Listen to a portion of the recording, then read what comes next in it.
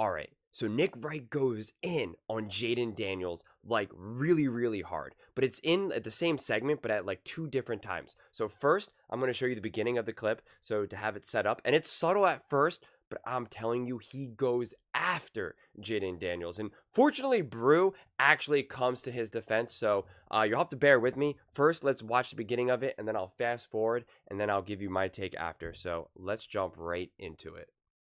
No way to tell.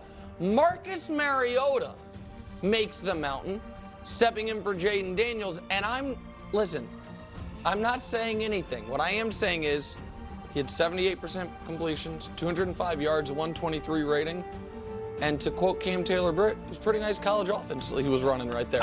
Jameis Winston, who I think is going to be the new starter in Cleveland, also makes the mountain. Levels under earth a bit, and that drop you. I couldn't even beat climb. Might get hurt. Jayden Daniels. What's the only concern about Jayden Daniels? He's a little skinny. Might be a little frail. Might get hurt. And as a skinny guy that right now has injured ribs, let me tell you, it's not going to heal anytime soon. It's true. It's Greg. I've been asking Greg I asked Greg for some medical tips earlier. Yesterday, I showed him where the injury was. He just started laughing at me for my lack of muscle definition. Here's the thing. I know how Jayden's feeling. It's not going to be great, and the team said it's week to week. He has to drop. Matt Stafford stays.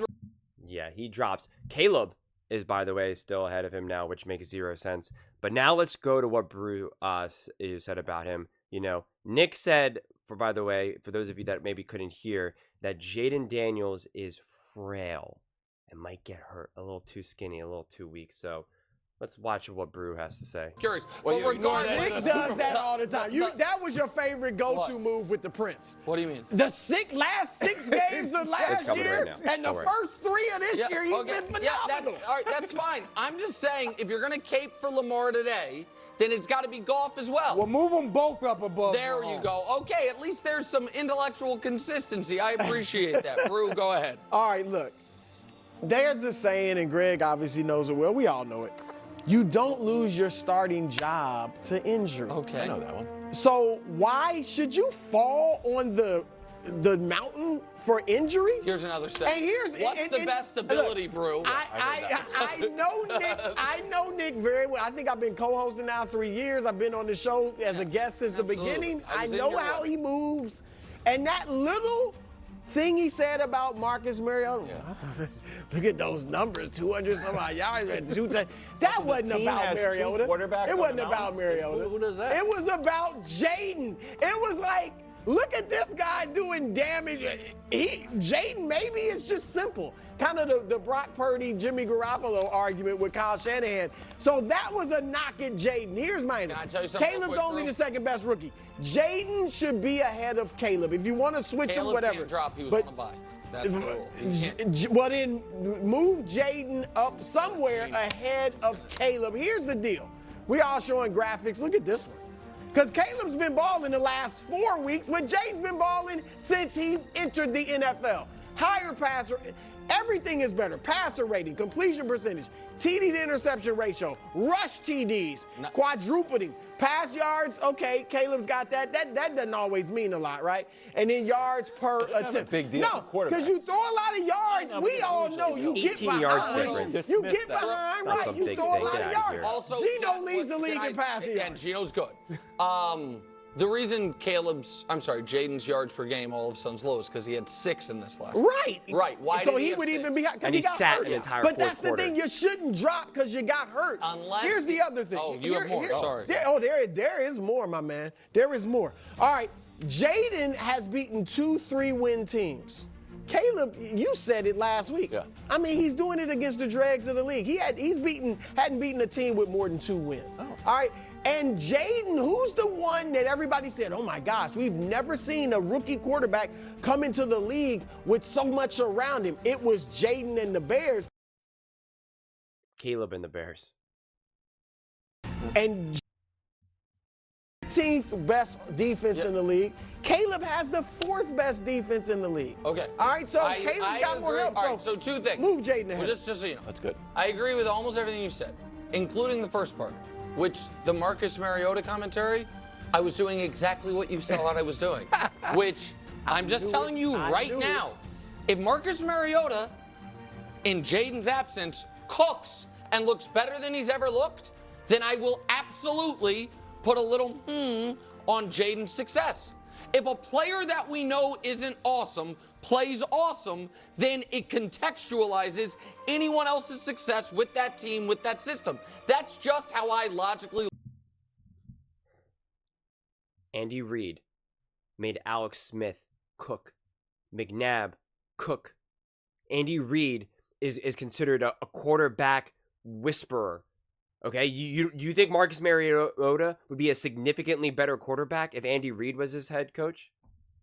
Yeah, so does that mean that Patrick Mahomes is not a good quarterback now? Is that what that means? Because I don't think that's what you think that means. Just nonsense. Look at sports. Steve Young. You guys get mad. Say it again. Like Steve Young. No, Steve Young we knew was awesome. Ended up proving he was awesome. But yes, there was real. That's why when I didn't know you were going to bring up Steve Young from 30 years ago, but I'm old enough to remember when Steve Young won the Super Bowl and his teammates figuratively but literally pulled a monkey off his back because the question was, can you do what everyone else did here, meaning Joe Montana? So yes, that did happen to Steve Young. The second point I will make is this. He got hurt because he took a regular NFL hit to the ribs. Regular. And nobody wants, this is a weird spot when the whole reason I didn't believe in a guy was because I was worried he was going to get hurt. And then before Halloween his rookie year, he's week to week with a rib injury. I hope I'm wrong about him, but the early returns are he might get dinged up a lot because he's my size. You know what's 100% guaranteed in this league?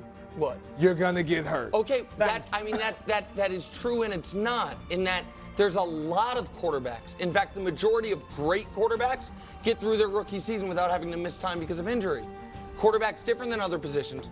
Wilds, go ahead. Yeah, I like how he's telling Greg Jennings that quarterbacks are different positions. That's rich. So there you have it. Let's jump to the actual thing. Where are we at here? Is Caleb on? There we go, Jayden. So he's got Caleb above him, right? Baker above him. No to that. No to that. Definitely. If you want to put, if you do want to put Baker and Love and Geno and Burrow and Stroud and Goff and Lamar and Allen and Mahomes, yeah, that's fine, right? I get it. Those are actual veterans, right? They've been around the league for a long time. Caleb is obviously the equal footing, but it makes no sense. I mean, we got the stats right here. Where is it at? Where let me see. Okay. I mean, it's just not even close. And Caleb is doing that against bad defenses, which I've defended for both quarterbacks. But let's be serious here. Jayden is also doing this against a team like the Baltimore Ravens, right? He's actually going toe-to-toe with teams that actually have a chance to win. Even like the Bengals, who are, I know their record isn't great, but they're not this awful team. I mean, Caleb's doing this against the Tennessee Titans, the Jaguars, right? And some of those numbers for him are juiced up because he got such inflated wins against such awful teams and just such inflated numbers. Whereas Jayden Daniels' numbers are actually lower because he was beating the Browns by so much that he didn't even finish the game. And then, of course, as Nick pointed out as well, it goes down because he started the game against the Panthers and didn't finish. So his numbers are actually misleading, hurting him, whereas Caleb's numbers are misleading, but helping him. I mean, it's just, come on. What are we talking about here, man? Seriously, what are we talking about here? Okay, this is Pro Football Focus's grades. All right, when I have it set up, so I have 50% of for minimum dropbacks, and that's to kind of weed out for the people who, for some of the quarterbacks who maybe only played a handful of drives, or a backup quarterback who played a game or two or something. So this is all the main starters. That's why I have it set up that way. and Jayden Daniels is 3. Okay? Is 3. That's if we have it set up for just passing. So just passing. That's minimizing his legs, okay? Don't worry, I'll get back. So he's above people like Brock Purdy, CJ Stroud, Aaron Rodgers, CJ Stroud, Trevor Lawrence, Kyler Murray, Baker Mayfield, Kirk Cousins, Josh Allen, Patrick Mahomes, Justin Herbert, Sam Darnold. Let's see where Caleb Williams is down. Caleb Williams is down 23. Okay? Now let's just do offense. Let's add in the old legs. Jayden Daniels still at 3. Below, only Lamar Jackson, pretty good, and Joe Burrow. Okay? Let's see where Caleb is. Ooh, Caleb is all the way down to 23. 23. Below Dak Prescott and Jalen Hurts, who we know Nick does not think Jalen Hurts is very good. I mean, he literally has Jalen Hurts below Caleb Williams. Now listen, as I always say, I do not live and die by the stats, right? I do not. But if we're going to try to compare some of these head-to-head, if anything, the stats are more misleading, as I said already, in Jayden Daniels' favor, because Caleb should have significantly better offense with significantly better weapons, right? Compared to what Jayden Daniels has. That's why everybody was expecting big things from the Chicago Bears and Caleb Williams, relative that nobody was expecting anything out of Jayden Daniels and the Washington Commanders. So it's a whole bunch of nonsense. Let's be real about this. Jayden Daniels has been unbelievable. I mean, a 75% completion percentage, 1,400 yards, 6 touchdowns, 2 interceptions. I mean, it just by essentially like every measure, Jayden Daniels has been better. He just has been. It hasn't even really necessarily been particularly close. Jayden Daniels has 5 turnover-worthy plays. Caleb Williams has 9. I mean, there's just so many other advanced metrics that we can go through. Jayden Daniels has had to scramble 32 times. 32 times. Caleb Williams, 12. So what does that tell you? It means that Jayden Daniels is constantly on the move, okay? And yet, Jayden Daniels has only taken 15 sacks compared to Caleb Williams, who has taken 20. So it's just the rate, you know? So he's getting, when you have pressure, Jayden Daniels is being sacked under 20% when he's facing pressure, when he's facing the blitz. Caleb Williams is nearly 30%. Okay? So it's just, and Jayden Daniels has been blitzed more. Dropbacks with pressure, 76 compared to Caleb Williams, 72. So it's just crazy. Jayden Daniels has picked up 13 first downs relative to 13 more first downs than Caleb Williams. I don't even know. Like, there's just no other metric that we can use. And again, I'm not even just using stats. I'm using stats right now because it's more simple and straightforward.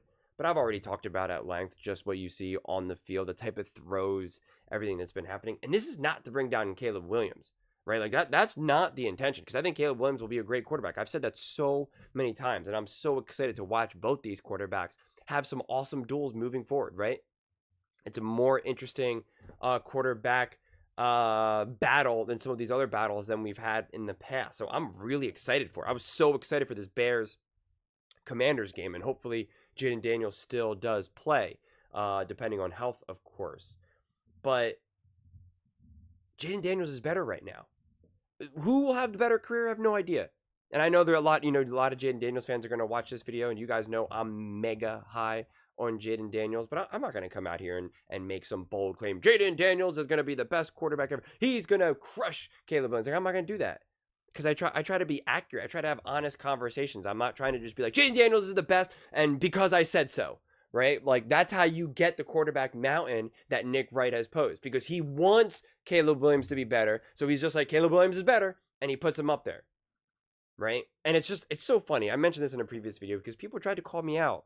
They tried to call me out. and say Nick Wright is giving flowers to Jayden Daniels. You're making something out of nothing. When I said he's kind of throwing shade at Jayden, and people literally gave me heat. And now you can see that he's literally trying to give credit away from Jayden Daniels, right? Trying to boost up Marcus Mariota, right? Give the credit to Cliff Kingsbury, which he already tried to also say that Cliff Kingsbury is only good in September and then he gets bad. Like he's been constantly trying to cook the books against Jayden. Talk about him being skinny and that, you know, a normal football hit, and now he's done. Right now he's injured. He's weak. Like, it's crazy. Because again, that's why Brew is like, I think I know what you were doing. And Nick is like, yeah, that's exactly what I was doing.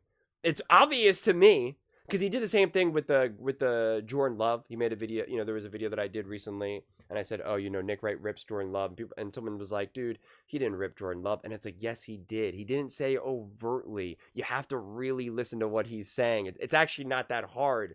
You got to know when he's being tongue-in-cheek, when he's throwing these jabs. Trust me, that's his version of ripping, and he's setting the groundwork for future things, which we could see. We could see on the mountain. But make no mistake about it, Jayden has been balling out. Not just as a rookie, but for all quarterbacks right now. And it's not even close. I mean, look what he's doing. Look at his production. And I am a fan of PFF's advanced analytics. Again, I don't live and die by it because every player comes from a different background, different coaching. They're asked to do different things for their teams. So again, it's not like I'm going to come here and say, oh, look, see, Jayden Daniels is 83 and Patrick Mahomes is 77. Therefore, Jayden Daniels is a better quarterback, right? Like I'm not saying that either. And I'm not even saying that in terms of Caleb Williams. But when you go by little, when you look at the stats, when you see what each team has, when you see who they're doing it against and how they're doing it and why they're doing it, the answer is very, very clear of what Jayden Daniels has been doing. Like Greg Cosell says, I look for stats to confirm, to validate what I'm seeing with my eyes first. And that's the way it is, right? You can't watch these games and try to say that Jayden Daniels is below, right? Is below Caleb Williams, below Baker Mayfield. And he's not even statistically either. That's what always makes me laugh, because a lot of people want to come out and just say statistics, right? Because I know a lot of Baker Mayfield fans will also be angry at this. And it's like, dude, again, if you want to go by statistics, then go by the advanced analytics. And that's what this clearly shows. I mean, it's just, Caleb is what? He's 63 for offensive rating. I mean, Jayden Daniels is 83. 20 points higher. That is no joke. That is no joke. Caleb Williams right now is under Daniel Jones. And again, I think Caleb Williams is playing pretty well. That's why I would not make the argument right now. I wouldn't say Daniel Jones is playing better than Caleb Williams. I wouldn't say that. You can make the argument that Caleb has more to deal with, right? Like, you can make those arguments. So again, it's more of a nuanced argument. But just nonsense. Nonsense. Jayden Daniels is the rookie of the year right now. He's playing as a top quarterback in the NFL, and he most certainly should be ranked higher than Caleb Williams. But those are just my thoughts. I'd absolutely love to hear yours. What do you guys all think about Jayden Daniels, the Washington Commanders, and where he's ranked, and how he's just this frail, injury-prone quarterback? Let me know in the comments below. I read every single comment, so whether you agree with me or disagree with me, either way, let's get in some discussions, let's get in some fights, but ultimately, let's just have some fun. And please do consider subscribing. We are building an amazing community here, and I'd absolutely love to see you part of it. I want to build something that we all genuinely feel connected to, something that we're really excited to be part of. I think we're well on our way to doing it. And please don't forget to give this video a thumbs up, as it really does help with the visibility and the algorithm. Thank you so much, and see you next time.